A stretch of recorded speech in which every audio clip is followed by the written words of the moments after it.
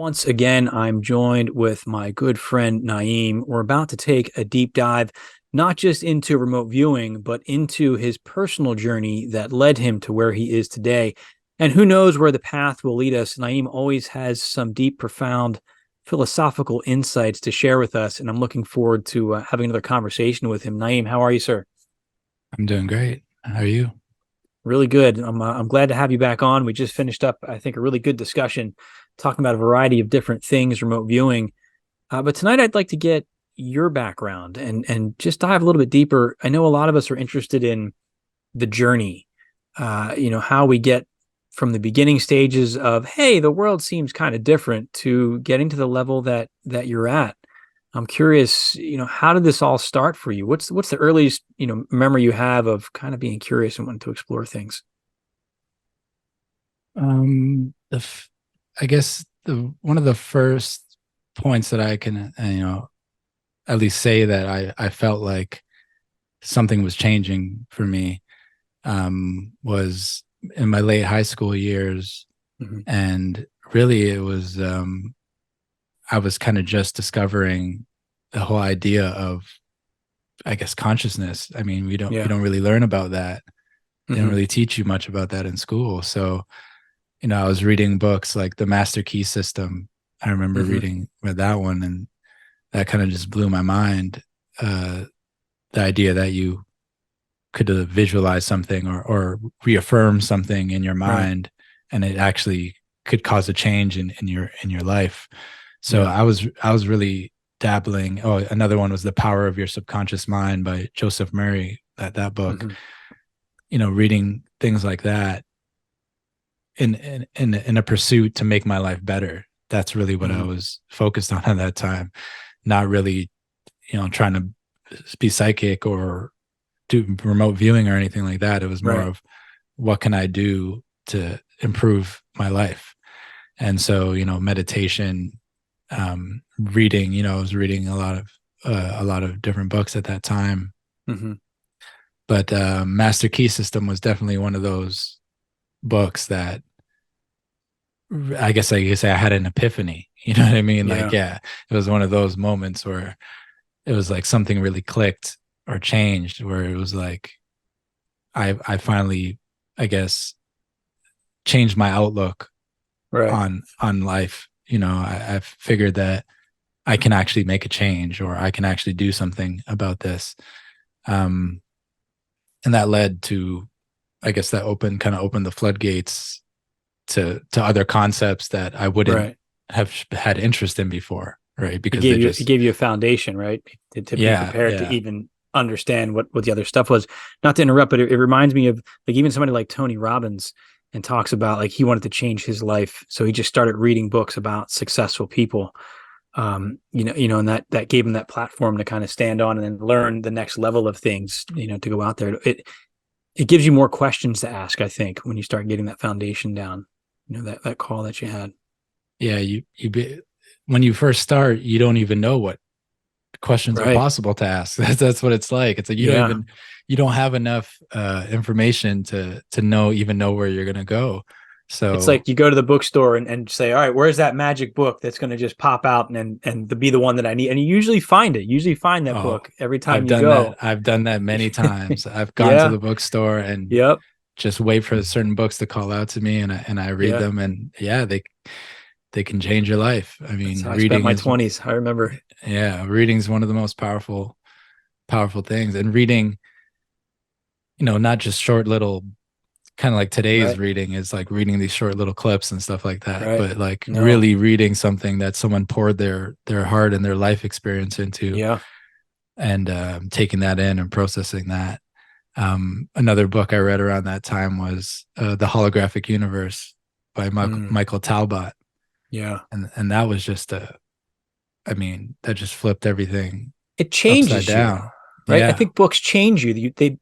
They become a part of you. You may not retain 100% of everything that you read, but it gives you a different perspective of things going, oh, it's not just the way that I see it. And again, it opens you up, I think, to new possibilities. Yeah. It opens the door to places that weren't accessible Yeah. to you before, for good or for bad. I mean, I'm not saying Right. you read some things and they don't turn out to Right. help you or be that useful, but Right. you gotta kiss a couple frogs before you find the prince, so to speak. Right. You know what I mean? Yeah, Right. Right. you're gonna have to read a whole bunch of stuff, and you're Hmm. gonna find the good stuff in there eventually. Right. And Pierre Berman Bohm, their model of the universe, he talked about in there, the holographic viewpoint, or how everything is like a waveform in one state Hmm. and has to be kind of enfolded and enfolded and processed, to be perceived. Right. I mean, coming from a materialist type education, which most of us are brought up in, Right. those aren't things you even think of. Like you really are changing the way you see the world. Like Hmm. from everything separate and everything is just the way it is, and how am I going to be able to possibly do this, to everything's connected, and what's happening in here Right. actually has a chance to affect and change, Yeah. change my reality. So it really does have a profound difference on your life. Certain information that you can take in. Yeah. You Yeah. start to see the synchronicity of simple things and how it ties into all of these bigger pictures. And that really makes you handle, I think, life's challenges differently too. It's like, all right, I'm going through this hard thing, but if history, is any indicator, this is going to lead me somewhere else, maybe somewhere better, or to a new path that I need to explore. And it helps you better navigate things, I think, once you start to reach that level of understanding. Yeah, I agree. And with questioning reality comes, you kind of unlearn the things that you've been taught. So now you have to Yeah. kind of start replacing. You have to Right. start replacing those things with things that make more sense. And Hmm. so that came with, um, what they call conspiracy theories and Right. things like that. Kind of re looking back at things the stories that you've been told in your life, and kind of Right. reanalyzing them with a different perspective. With different lens. Yeah. Yeah, and things, whether it's like 9/11, Hmm. all the ones that we've all been through. Yeah. All the Um, big things, and even the old, biblical stories, you go back and you look at them through a different lens as yeah, well. And everything exactly. has Yeah. new meanings through those new eyes. Yeah. So you begin to question and start thinking for yourself, which Hmm. is another big change, right? Right. We're on autopilot. If you don't, some people are still on autopilot, Yeah. and Yeah. they don't know it. So Right. you kind of, the locus of perception or control kind of comes more into your arena, Right.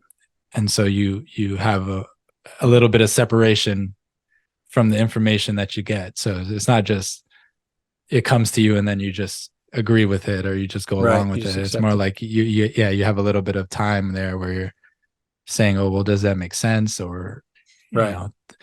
know you don't do that before. Hmm. Some people still don't do that. So No, they just accept it. I mean, I've worked with people over the years where if the boss says it, this is what we're going to do, and it's the right thing, and I got to do what the boss says, and I'm sitting there like, yeah, but it's a dumb idea. Like we're not going to do this. Let's think for ourselves outside the box and really solve this problem. But there's some people they just can't break out of that, out of that mindset. It's hard. yeah, yeah. So and a lot of that's laid, foundation is laid when we're children, right? Because Yeah. you spend your whole childhood listening to adults Yeah. and authority Hmm. figures. So, and Hmm. the whole schooling system kind of reinforces that to a certain Yeah. degree. So, Hmm. becoming an adult, basically, mentally becoming an adult, Right. to where process the world in a different way. Hmm. Um, yeah, it led to me kind of relooking over all those events, and the internet was a big part of that because Hmm.